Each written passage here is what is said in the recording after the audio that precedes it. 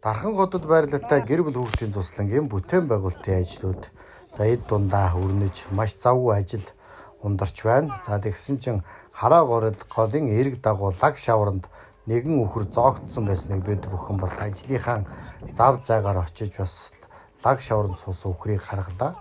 За Монгол хүн байж 5 хушуумал нүдэн дээр одоо үхгээд хэвтэж байхад одоо харахгүй очихгүй байлтай биш гэд хоорондоо ярилцаад бүгдээрээ очиж лаг шавранд зоогдсон байсан үхрийг татан гаргаж за бэлчээрт нь тавихыг зорин очлоо.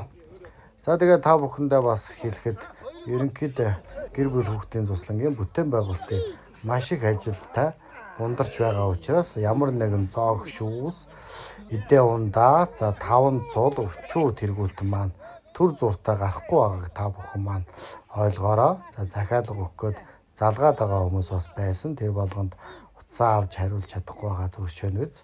За тэгээ ямар тач нөгөө үхртэйгээ ноцолдож ямар ч байсан лаг шаврнаас нь гаргаад хөөрхийн үхрийг явуулсан билээ. Хээлтэй үхэр байсан. За тэгээ эзэн тосч аваад тэжээл мэжээл өгж үхрээ сэргээх байхаа.